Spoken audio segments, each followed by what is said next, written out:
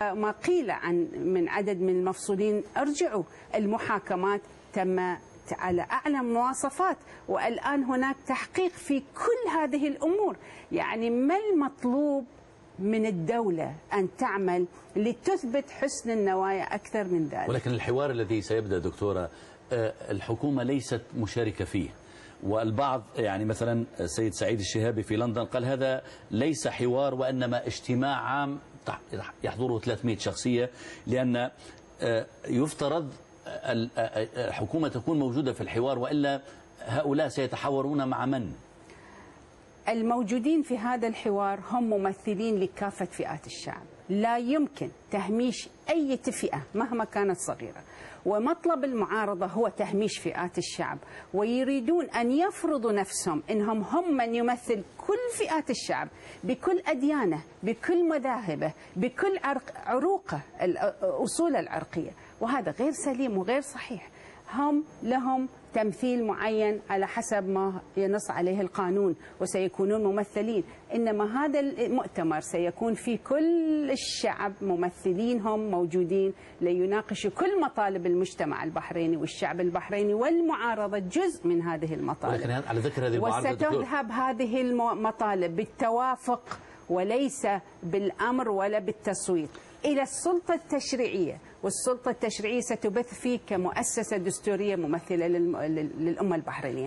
لماذا تصوير المعارضة دائما وكأنها، للأسف نحن مضطرون لاستعمال هذه التصنيفات المذهبية، تصور دائما المعارضة وكأنها المعارضة الشيعية، في حين أن البحرين هناك معارضون سنة وهناك معارضون شيعة. إذن هل هناك توجه إلى حصر المعارضة في فئة معينة حتى يسهل تصنيفها؟ هل هذا موجود؟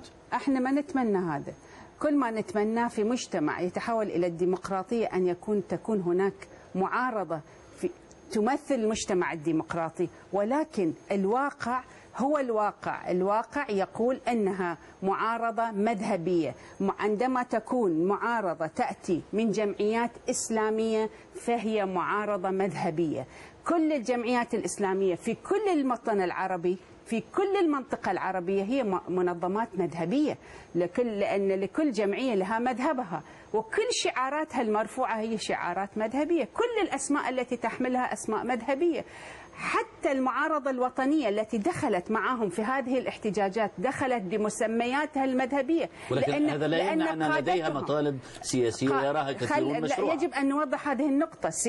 جمعيات شيوعية دخلت بقيادات شيعية في هذه الاحتجاجات متحالفة مع الوفاق، وجماعات بعثية دخلت في هذه الاحتجاجات برئاستها الشيعية، وهم لماذا تنظرين إليها بهذه الصفة؟ مذهبيتهم يعني وليس وطنيتهم. ولكن التحالف السياسي يسمح للجميع بأن يلتقوا، لماذا تنظرين إليهم فقط على أنهم شيعة بينما هم بعثيون أو قوميون أو يساريون؟ هناك فئة أخرى، لأن هناك فئة كبرى أخرى أيضا في المجتمع البحريني ترفض مطالب هذه الجماعة، ترفض رؤيتهم للعمل في المعارضة.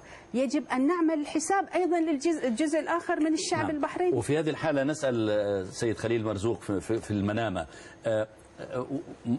مثل ما سألت الدكتورة سميرة قبل قليل، واضح أن ما يفرق أكثر بكثير مما يجمع، على الأقل كما يقدم في وسائل الإعلام. مع ذلك الدخول في الحوار السبت مع لجنة التحقيق هذه غير المسبوقة في البلاد العربية، وعلينا أن نقول ذلك لأنها عمليا غير مسبوقة، ألا يمثل ذلك مؤشرات إيجابية يجب أن يبنى عليها؟ أولا دعني أقول، أنا أسأل ضيفتك، أنا أتحدث شيعي أم مواطن بحريني؟ هذه المشكلة أن الدولة أسست تعاملها مع المواطنين على أساس الفئات وعلى أساس الانتماء وعلى أساس العوائل وعلى أساس القبائل، والنظامنا السياسي مبني على هذا الأساس. والقريبين من السلطة والموالين للسلطة والمنتفعين من السلطة يتعاملون مع الناس بهذه العقلية، وتقول أن هذا الجمعية اليسارية وهذه الجمعية القومية شيعي. هذه مشكلتنا في البحرين، أنك إذا تطالب بحكومة منتخبة وأنت شيعي فأنت لست مواطن، والحركة ليست حركة مواطنين، عندما تقول صوت لكل مواطن، والدولة تقول دوائر للطائفة الشيعية ودوائر للطائفة السنية ومحافظة بأكملها 17,000 صوت 6 نواب ودائرة 17,000 صوت نائب واحد، لأن هذا النائب تنظر إليه السلطة والمتحدثة وغيرها أنه شيعي ويمثل شيعة، فيجب أن يكون نسبة أقل. لو نظرت السلطة إلى المواطنين ومن يدور في فلك السلطة إلى المواطنين بأنهم مواطنين واحترام مرجعيتهم المذهبية لاختلف الموضوع. ولكن سيد مرزوق هذا المنطق سيد مرزوق صحيح، ولكن على المواطن أن يتصرف بعيدا عن الانتماء الشيعي والمذهبي وعلى الحكومة أيضا أن تنظر إلى الناس بعيدا عن هذا المنطق. إذن هو منطق بكفتين يعني. المواطن يقول أنا أريد دوائر تعبر عن صوت لكل مواطن، فيواجه بالإعلام ويواجه أنكم صفويين ويواجه بأنكم تريدون دولة ولاية الفقيه ويواجه بعمالتكم للخارج، فهذا لأنه مواطن. ليش هذه الألفاظ؟ فقط لأنه ينتمي إلى هذا المذهب. ومن يعارض من السنة، إبراهيم شريف الآن سني، إبراهيم شريف ليس إسلامي، الآن يقبع في السجن ولم يطالب به الجمهورية وهو يقبع بالسجن لأنه لا يتفق مع السلطة. محمد بوفلاسة هو سني، هو مواطن في نهاية المطاف، ولكن المشكلة أن عندما تتعامل مع المواطنين على انتمائهم على فكرهم السياسي وتضعهم في السجن وتقول أن جمعية الوفاق التي غالبيتها مواطنين لأن انتمائها شيعي هؤلاء المواطنين فهي طائفية، أما الجمعيات الإسلامية الأخرى ومنها المؤسسة الجديدة التي نتجت عن تجمع الوحدة مع كامل الاحترام لهم بحق الاجتماع وتأسيس الجمعيات، كلها من مذهب واحد، ونحن نقول مواطنين ولهم حق. ولكن بعيدا عن هذا التصنيف، اسمح لي فقط سيد مرزوق، بعيدا عن هذا التصنيف أعود إلى السيد أبو صفوان في لندن. إذا ظللنا في المربع الأول المتعلق بهذا الجدل في البحرين لا يمكن التقدم. الآن هناك حوار وهناك لجنة تحقيق يعني مرة أخرى لها صلاحيات كبيرة، وهناك ترحيب من قبل الولايات المتحدة، اعتبرتها خطوة أولى مهمة عن اللجنة المفوضة العليا لحقوق الإنسان رحبت أيضا، وهناك نوع من التفاؤل بما هو مقبل. لماذا التشبث بالإرث القديم وعدم التطلع إلى المستقبل؟ نحن نتطلع لبحرين للجميع يحكم فيها الشعب نفسه بنفسه، ومتفائلون بتحقيق ذلك بإذن الله ولو بعد حين. هنالك أمل كبير عند الناس، لا شك عند جماهير 14 فبراير أن هذا الموعد قادم، لكن هذا لا يجعلنا أن لا نشير إلى جملة من المشكلات والتحديات التي يفترض بالسلطة أن تلتفت إليها. بالمناسبة أنا جيد أسمع من السيدة رجب أن تقول أننا متطرفين، كانت تصفنا بإرهابيين وقتل وإيرانيين وما شابه، لكن السلطة حينما عدلت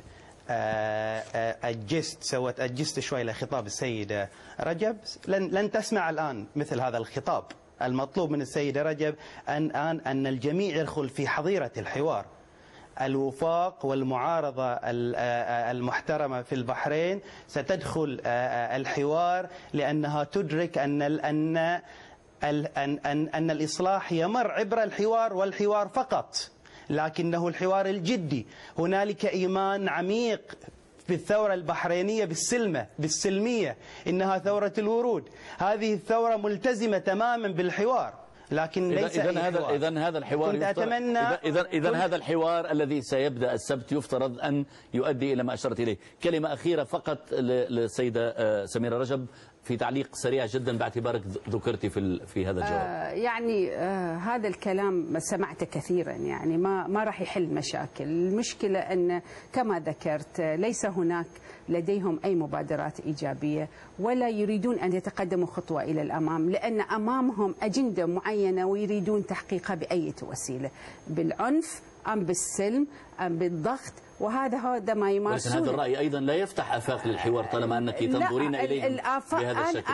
أنا مش سلطة، أنا فرد من المجتمع البحريني اللي أنظر لأداء من يريد يعني من لا يريد أن نعيش بأمان. لكن إذا أنا أبحث عن الأمان. يعني اسمح لي فقط، لأنه إذا كان التمترس خلف المواقف القديمة من هذه الجهة أو تلك، الحوار لن يؤدي إلى شيء إذا لم تكن هناك روح توافقية منذ البداية. الآن اليوم الجمعة، بكرة راح يبدأ الحوار، وكل ما كان في السابق قبل يوم السبت القادم، قبل يوم غد سيلغى، وسنبدأ يوم جديد ونبدأ مرحلة جديدة. أنا أمنيتي أن الجماعة يدخلوا في هذه الحظيرة كما ذكرت، ويبدأوا العمل بنوايا حسنة وبرؤية جديدة تقبل بسماع كل الأطراف. البحرين مش السلطة والمعارضة، هذا رد على الأخ خليل وعلى مقدمتك. البحرين ليست فقط السلطة والمعارضة، والحوار ليست بين السلطة والمعارضة، الحوار للمجتمع البحريني كله، لندخل بتوافقات برؤى معينة في العملية الإصلاحية للمستقبل. شكرا جزيلا لك دكتورة سميرة رجب، عضو مجلس الشورى البحريني. شكرا أيضا لضيفنا من لندن عباس بوصفوان الصحفي والكاتب البحريني، وشكرا أيضا لضيفنا من المنام عبر الهاتف كان معنا خليل المرزوق القيادي في جمعية الوفاق المعارضة والنائب نائب رئيس مجلس النواب المستقيل. إذا نعود إليكم بعد قليل، نفتح ملف سوريا في حديث الثورة.